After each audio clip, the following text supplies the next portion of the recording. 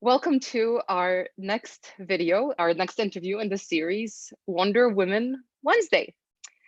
This is an interview series that we started a little bit ago, where every week we're showcasing a different woman from somewhere in the world who's making the world a better place a little bit every day.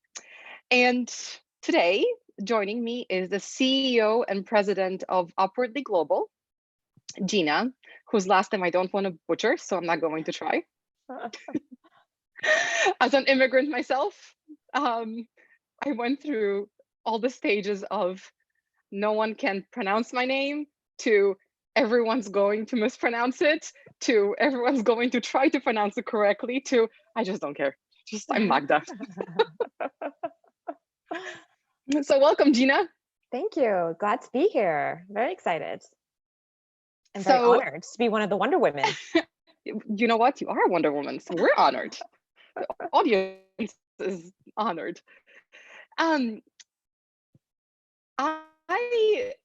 am very, very happy that you are here today. The reason why I wanted you specifically to be at this particular and different people, different organizations are supporting the world, those of us who are struggling in different ways.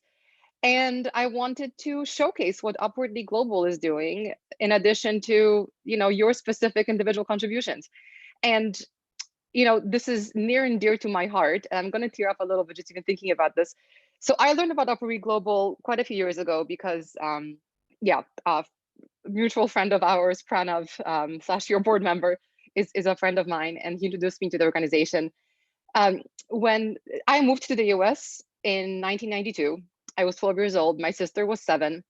And, for us, we moved to a different country, and that was that.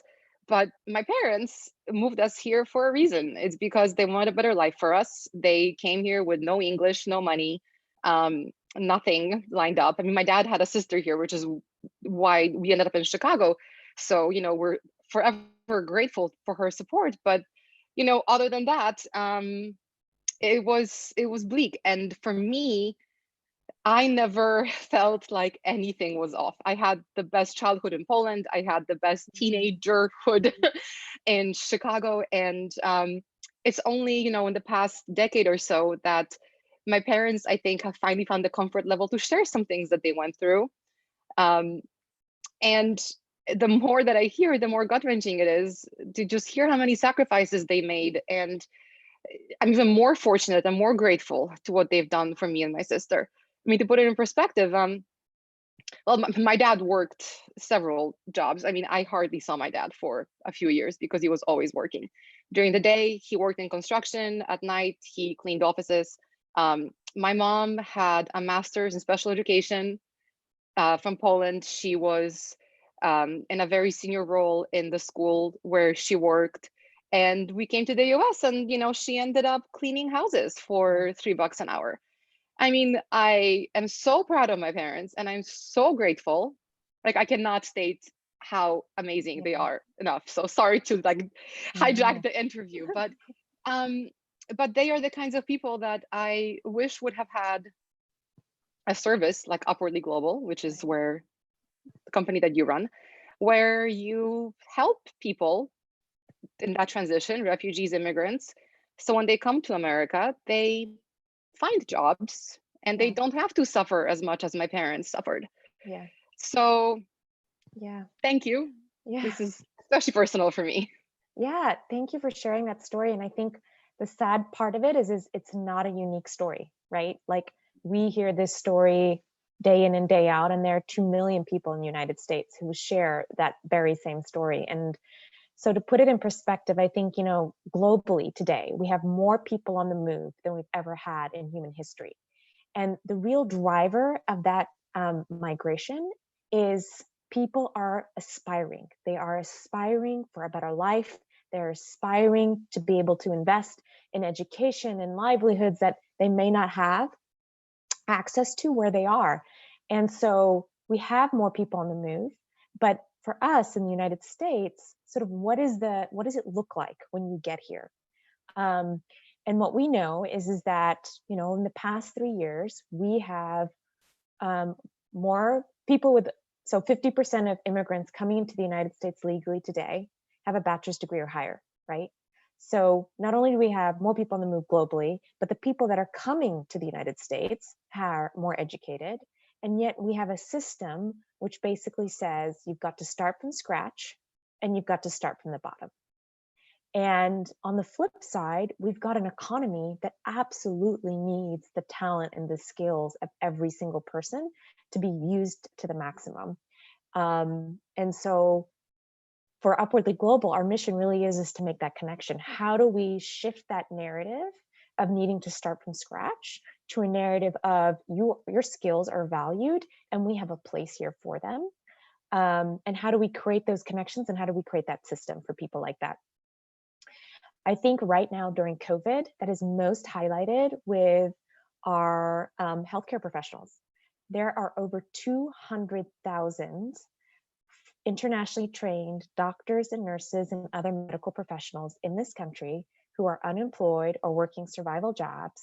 We have people who are doctors who are working in Popeyes. They're working as rideshare drivers. They're working as security guards or cashiers. And at the same time, we have an incredible shortage of medical personnel. New York State, New Jersey State, many states across the country have put out a call for all retired, all military doctors and nurses to come and serve. And that call should also be opened at this point to internationally trained doctors and nurses and other medical professionals. But it's part of this larger narrative where if you come to the United States, unless you've got US credentials, whatever you did, whatever degrees you have, don't count. And we've got to change that. And so that's what Upwardly Global is about. And I have to say, for our medical professionals in particular, and just because it's a moment in this country, we surveyed our medical professionals. We have over 300 in our pipeline. 93% said that if they were able, they would serve on the front lines of COVID response, even at risk to themselves, because they took an oath and they feel at this moment they are compelled to help. We also have, just as an example, we have a nurse who's from France, and he has gone through the long process of becoming relicensed in the United States. So that's both cost and time while working a survival job to put food on the table in order to redo that. And he is looking for a job right now. While all of his former coworkers are working in ICUs and hospitals in Paris on the front lines of the pandemic, he is sitting on the sidelines here. And so I think, you know, we're very passionate about our mission. We're very passionate to connect to people like you because this story is not unique. Everybody has an up close story in their family, in their friends network. We all have it. And so I think now we sort of feel the urgency around it in certain specific industries. But I think generally as a country, we need to reimagine how we think of inclusion and how we think of this population as serving in our workforce. You know what, like I'm equal parts angry and equal parts just sad to hear you talking, because I actually, it didn't even occur to me about the medical professionals that they aren't being allowed to work, because I literally 2 days ago, I think, Magda, who has never spent a single minute even thinking about being a doctor, I got a text message urgently from the state, like was like an emergency response thingy, asking for volunteers, asking for professionals to raise their hand. It's just, it's such a waste. Yeah. Oh man. So sorry, like I am literally tearing up. I'm trying to hold back anger because we're live on a video. Composure, Magda. Yeah, my dad, my parents eventually learned English. My dad started a remodeling company, which has done really well, which is great. But yeah, as you were talking, I was just thinking back to this one guy that he had working for him at one point, who used to be a professor of fine arts at the world's oldest university, happens to be in Poland, in the southern part of Poland. And yeah, he came over here and he all he could do was, work at construction. And because he spoke Polish and my dad spoke Polish. Anyway, it's ridiculously depressing. I'll stop. So what is Upwardly Global doing specifically, or are you doing specifically anything different right now to try to get these doctors and medical professionals into jobs? Yeah, so there's a couple of things. Specifically for doctors and nurses, we are working with medical reserve corps in all of our core states. That is one avenue in which people are able to go in to a pipeline and say, I'm a medical professional, I have clinical experience, and I am willing to serve either as a volunteer or paid. And so we're sort of using that as a pipeline and working with the medical reserve corps to understand who our population is, why they're unique, and why they can actually do more if they were willing to sort of look at them. The second thing that we're doing is we are working in partnership with other organizations to work with states to issue executive orders. So for example, the state of New Jersey issued an executive order saying they would give temporary licenses to doctors and nurses with a certain level of clinical experience in a certain period of time, but that they were willing to open up those temporary licenses at this moment. That's a positive step. We've only seen New Jersey do it. Obviously, we would love a pathway for permanent licensing for this population. There's a delicate balance between saying your skills are valued only in an emergency versus your skills are valued because we are starting to understand that these are skills that we have never even thought of tapping into. And so we're sort of thinking about how do we build pathways for people, both through this period of immediate response, but also longer term. And we're going to the press. So we're sort of highlighting these people's stories. We had an article in CNN, PBS and the New York Times are now highlighting stories of our participants. And we think it's just really important for the American public to understand that we've got this talent. In terms of our larger population, because we also serve people who were engineers, were IT specialists, were marketing, advertising, finance specialists in all field industries. We recently did a survey and we found that within 10-day period of COVID shelter-in-place policies, 40% had lost their survival jobs or had significantly reduced income, and 69% had 1 month worth of savings or less. So, over 85% of our population lived below the federal poverty line, and they're incredibly vulnerable. And it's interesting because we're always saying these people are vulnerable, and their response is, oh, but they're highly skilled, right? And there's like, yes, but honestly, here that doesn't matter. It doesn't equate. So for us, it's really sort of being able to say like, oh, wow, these people are incredibly vulnerable. They were vulnerable before, and now they're even more vulnerable because they were all working low wage jobs to survive, and those have been lost.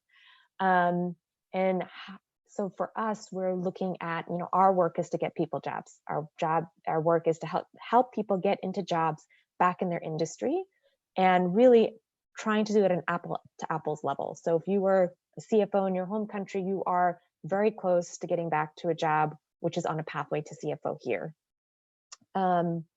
And now we're sort of looking at the job market and how it's being impacted.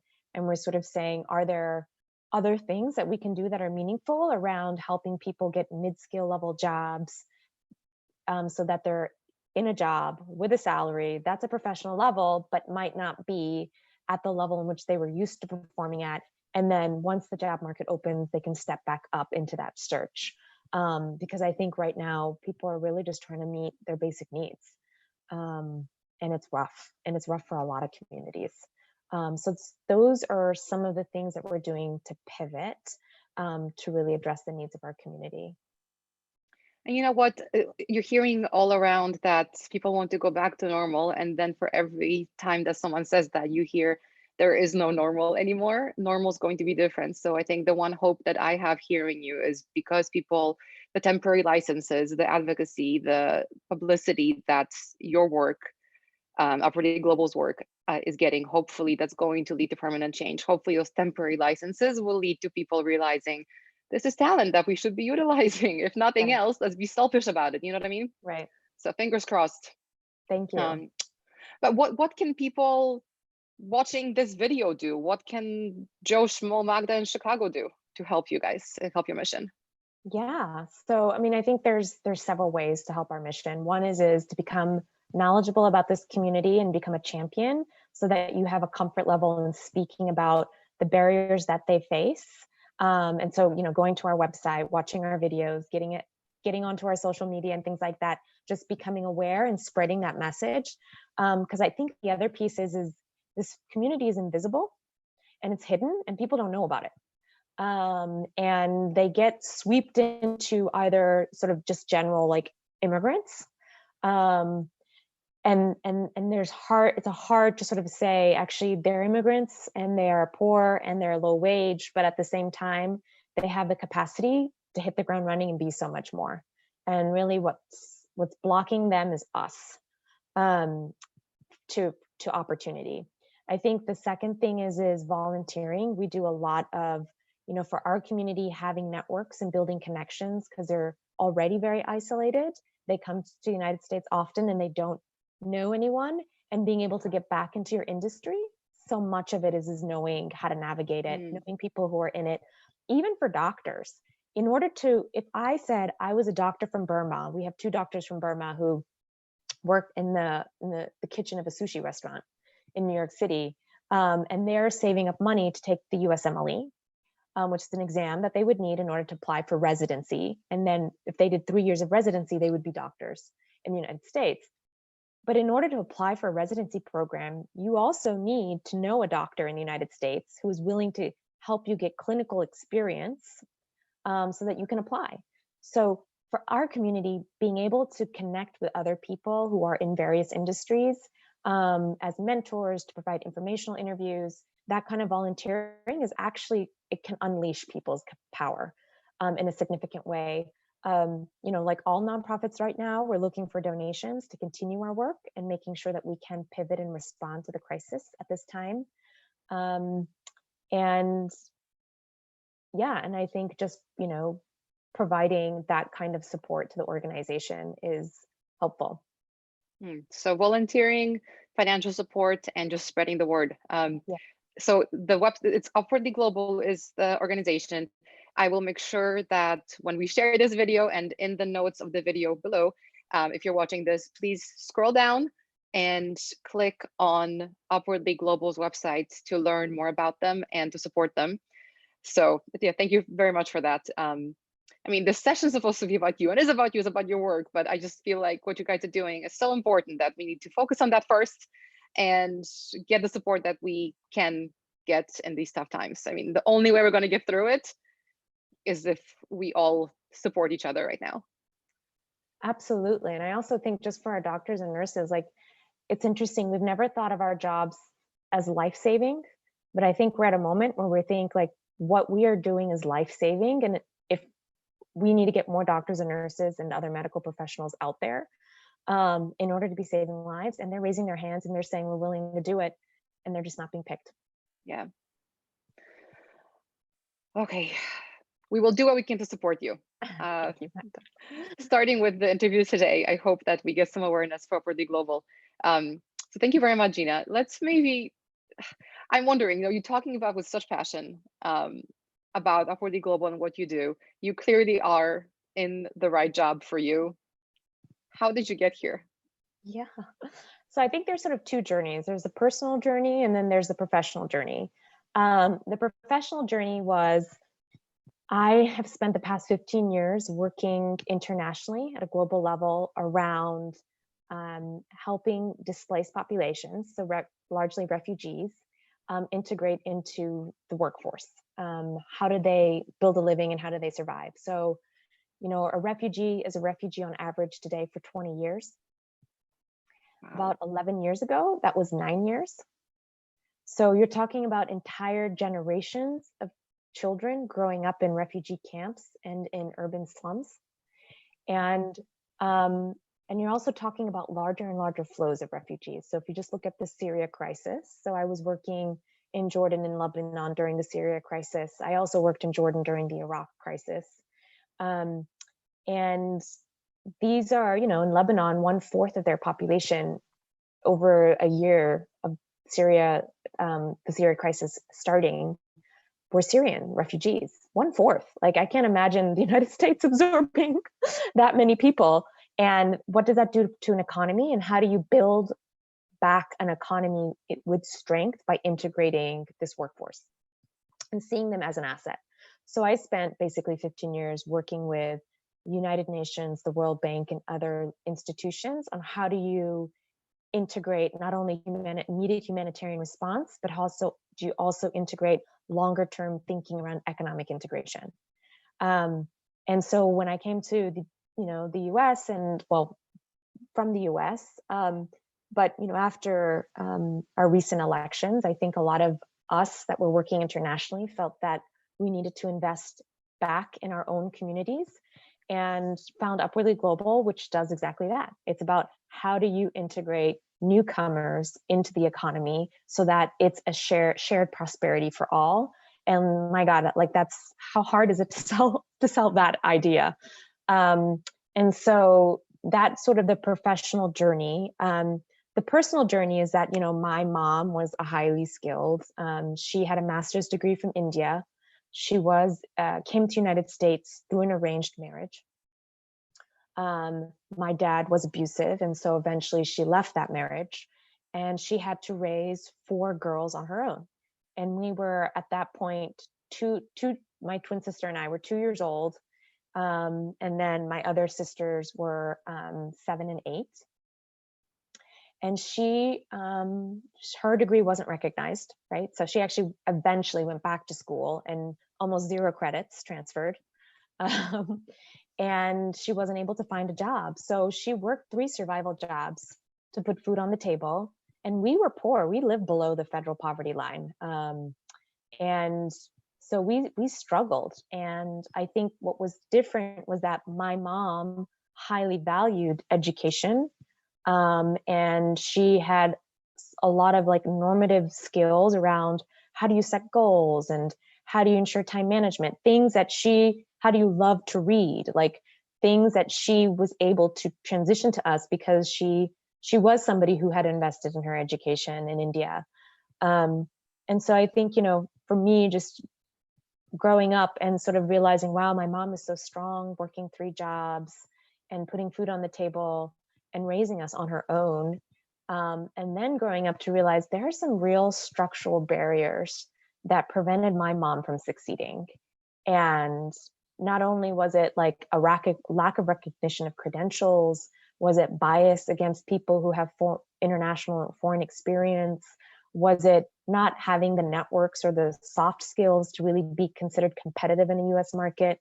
But other barriers. And so for me, Upwardly Global is sort of like you, Magda, like, God, if there had been an Upwardly Global for my mom, like, our story could have been very different. And it wouldn't have been a story of struggle and poverty and frankly, humiliation. And instead of like hope and belief in sort of power and prosperity and the capacity to belong and contribute. So, also a very personal journey, and very glad I found Upwardly Global, and so inspired by the people that we serve. They are so committed, so hardworking. They want to do everything right. And they just have never got a shot. I mean, we were working with a guy who was an asylum seeker from Turkey. He had left Turkey. He was working for the government. And when the revolution happened, he was shortlisted to be arrested because he was participating in some of the protests. So he divorced his wife and left his wife and his 2-year-old daughter behind so that she wouldn't get in trouble, and traveled the route that all the Syrian refugees traveled, which was taking a boat into Greece, and then finding his way to the United States. And he was a data analyst, and he was working as a rideshare driver, not able to make ends meet, and trying to save everything he could in order to bring his wife and daughter over. And so we worked with him. He now works He's now a lead data scientist at ADP, which is, a pretty large Fortune 500 company, and was able to bring his wife and daughter over, and loves to tell the story that he is the only man he knows that has married the same woman twice. My grandfather did too, actually. I will let him know. I've met another person who knows someone. I didn't think anybody else did it either, except for my but like just this incredible journey of like perseverance and resilience and belief and hard work and the desire to do everything right. And when he talks to us, he says, like, I submitted 500 resumes in 1 month and I had 0 responses. And then he worked with Upwardly Global and he submitted 30 and he got a job offer. And he just like that, sometimes you can't do better if you don't know better. And competing for a job is very cultural. And it is very much based off of understanding how to navigate the system. And if you don't have that know-how, it is hard. It is incredibly hard. And if you think about it, for all of us, we've had networks and we've had tools that have helped us to navigate, whether it's through our colleges or elsewhere. And that's how we have eventually succeeded. And people who come here don't have that. And so, I mean, it's just an inspiring story. And just, he's like the happiest, most charismatic guy. And again, like, English language was not his barrier, right? And I think that blows people's mind because they often assume, oh, it's because of their English. And sometimes it is, but it's not always the case. Yeah. Well, as you're talking, just remembering a couple of things. So I went to grad school in Australia, and that was, even though I went to undergrad in Chicago and it was, super international, in grad school is when I got exposed to the hiring practices around the world for the first time. And I remember when we were working on our resumes, and I was just shocked to see that in some countries, they require your photo to be on the resume. In America, that would be like, what is happening? And, just now I'm interviewing for some part-time entry-level jobs, and I've got quite a few candidates in India because, so we have a lot of connections. And the resumes have the marital status listed and gender. And I'm just thinking, holy crap, that's so weird. But it's just the kinds of things that you don't realize, that even just the practices that are common and accepted and expected, frankly, in other countries just don't fly in America. And that alone could make the employer completely ignore your application. So even education, I feel like, is really, really important in what you guys do. Yeah, and I would say it's a couple of things. Like, one is in America, we believe in marketing ourselves. So your resume is a marketing tool. So if you see it as a tool that's just to share information, you're not going to get very far. You need to see it as a tool as marketing yourself. So how do you do that? So we have a whole class on like, how do you market yourself? I think the second thing is we believe in results, right? So if it's a narrative, no one's going to read it. But if it has clear results, like increased blah, blah, like, there's a higher likelihood. And the other thing is a lot of HRs today, so now you're getting into our bread and butter here. Like, a lot of HRs today, they use computers and algorithms to identify words. And so you actually have to know what those words are to ensure that they're in your resume as well as in your LinkedIn account to get picked up by recruiters. And so for us, we sort of have unpacked that. So we can sort of advise based on your industry, these are sort of words that you really need to integrate to target. So it's actually become more of a science today than anything else. And if it is a science, how do you equip people to know that so that they can be competitive, especially since they're not looking for entry-level jobs. They're looking for mid to high skill level jobs that kind of require them to have already unpacked and figured that out. Like, if you're a college kid, there's leeway for that. But if you're, want to be a lead data scientist because that's your skill set, you're going to have to compete with everybody else who's been doing that in this country since day one. Yeah. So the stories you've shared are amazing, phenomenal. I'm so glad you guys, Upwardly Global, I keep saying you guys, Upwardly Global, I should keep branding. You're doing so much good work, but I imagine that for every success story, there's ones that aren't so successful. And, this interview is a lot harder for me than I expected. I mean, I'm struggling with words today, frankly, because I think back to the struggles my parents faced, Mm. and I think back to all the other stories that I know from the Polish community, just locally in Chicago. How do you, as a new Gina, how do you deal with that? How do you not take a toll on you? I mean, just thinking about it takes a toll on me right now. But Yeah, how do you do that's it? interesting. I would say a couple of things. I would say knowing when you have to distance yourselves from the job seekers to get some headspace, and really just filling your day with oversight or administrative activities. Um, and then sometimes using the frustration and the anger to power you through to really push for for improved programs or policy or whatever. So I'll give you an example. We had a woman who came through our doors in New York, and she was from Morocco. She was a software engineer. She I think she was an asylee, and she was working in a factory, and the owner was abusing her. And I will just leave that to your imagination to understand what that means. And he would only allow her 45-minute breaks. So she would run to our offices from the factory via the subway in order to apply and do our online program. And at one point, we lost her because she wasn't coming in anymore. She wasn't responding. We couldn't find her.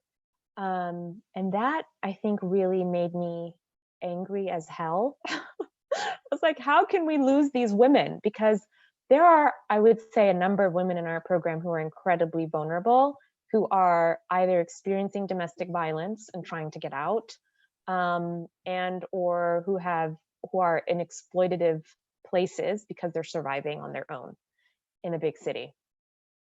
And I think things like that, the anger allows me to sort of say, okay, what actions can we take that's going to improve this for this person, but also for all women that are walking through our doors. So I think it can realize as well. But I do think there are times where you need distance. And I think you can tell, I can tell when I need distance, when I'm becoming shorter, when I'm becoming, more sort of like we're not moving fast enough, we're moving fast enough to the team, and sort of saying, okay, I need to take a break. I need to step away. I need to distance myself from this right now because I'm not being the most constructive, helpful, results-oriented, solution-oriented person I can be. I'm too invested in a personal level. And then I think the other piece is just building, not only, as a CEO, not internally, but externally, building a group of, for me as a woman of color, other women, and including other women of color who are CEOs or in similar leadership positions, a network so that you can let out some of that frustration, but also brainstorm and also get perspective. Because sometimes you need a group of peers that are going to help you get perspective, and that go through similar experiences to do that as a touch point. So to have a peer that's sort of saying you need to step away, and then being able to step away, but at times when you can, use that energy and push forward. You are an incredibly strong woman. I would say that's because of my mom, but my mom wouldn't say she's strong. She just did what she needed to do. Your mom sounds like a freaking Wonder Woman herself. Come on. She is. Please tell her. I don't like comparing myself to her because I'm nowhere close. You are. No, you're both amazing. Tell me about your mom. I want to hear a bit about the Wonder Woman that made the Wonder Woman that you are. Well, my mom, so she grew up in India. My family was a military family. We're Sikh, and so she moved around throughout the country a lot. She had to fight hard to get higher education, and I think what convinced my grandfather was that it would make her more marketable in an arranged marriage. So she will do what it takes in order to get what she wants, and wanted to be a journalist, I think, at first. Had an arranged marriage with my dad, and when she ended up taking care of us, I mean, she loves the world. She's super interested in other places. She speaks 5 languages. She loves literature. She's an avid reader.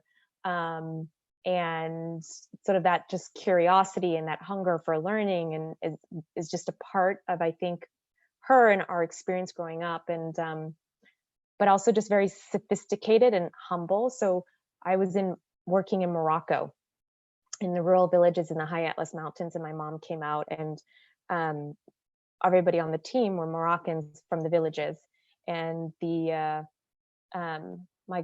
work colleagues were just so impressed with sort of the gentle sophistication of my mom.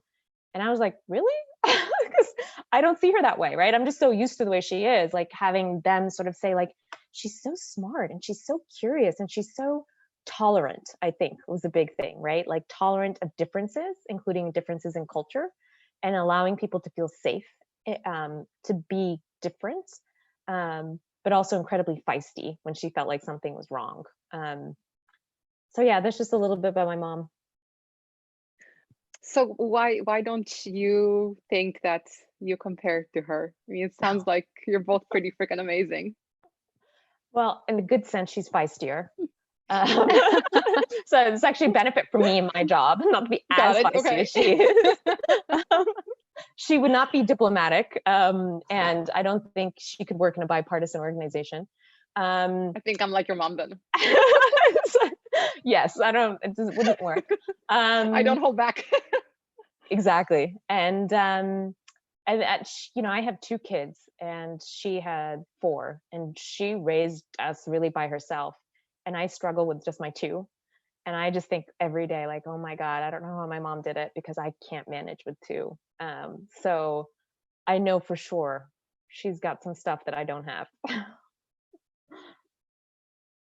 um, how old are your kids? I just wanted to ask. 5 and 7.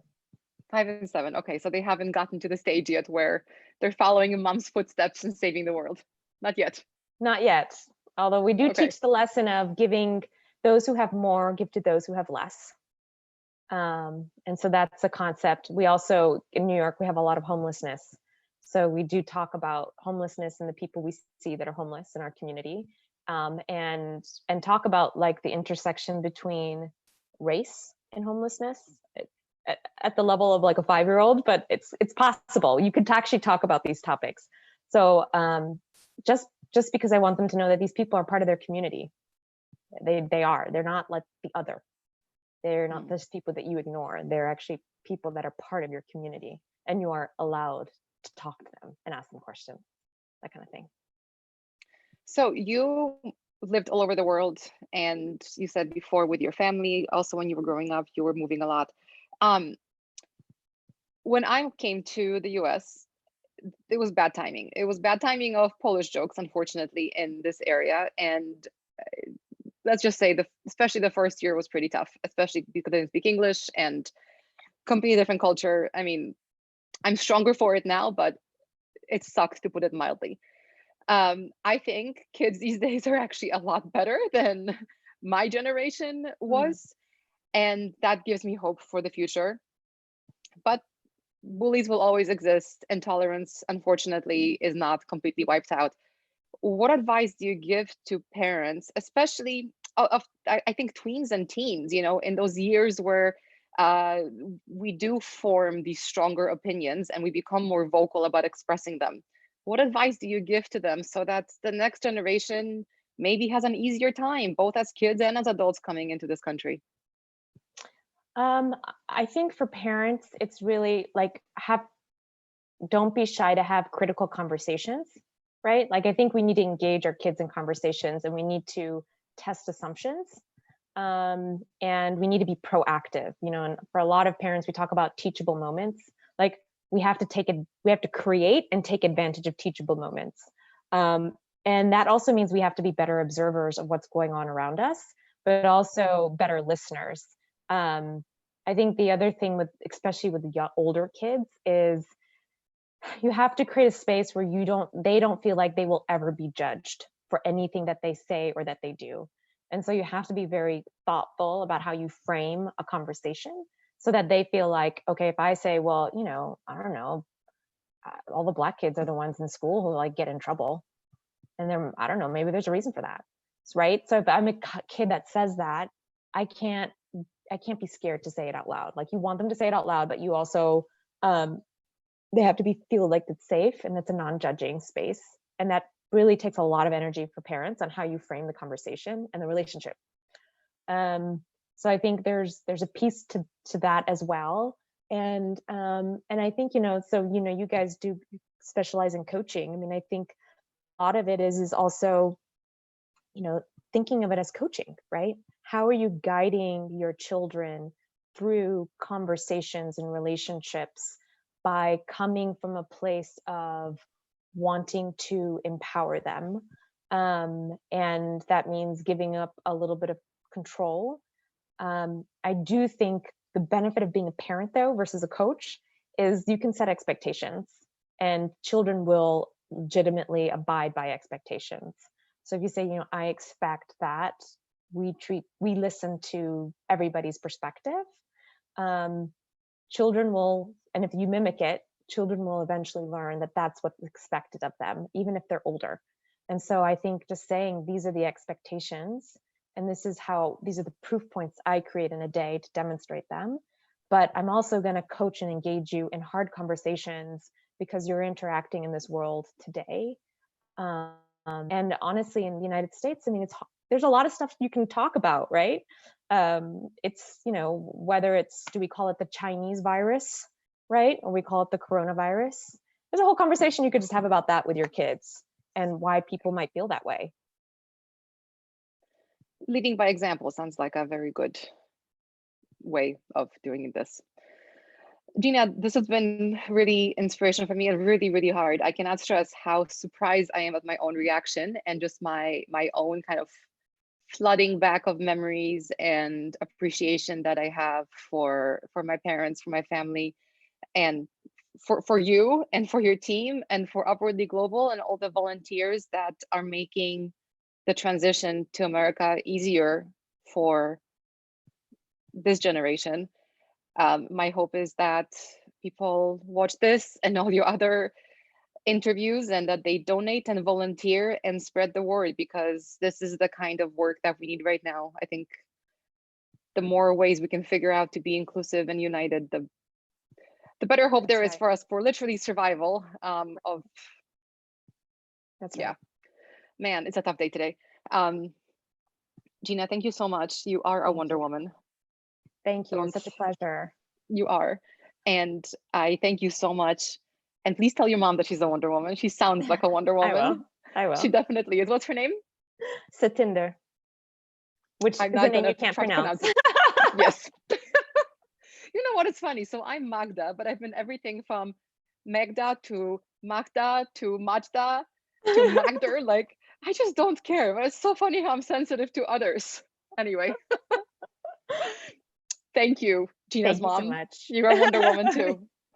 I will let her know. I will let her know. Okay, and just as a reminder to anyone who's watching this, please check out the notes of this video below. I will put a link to Upwardly Global so that you can get involved, and I'll put a link to Jina's LinkedIn profile. So if you are a leader in a company that would love to hire some talented immigrants, absolutely, get in touch with her, and she will put you in touch with the right person at her organization to get you some amazing talent. Absolutely. We'd love to do that. Thank you.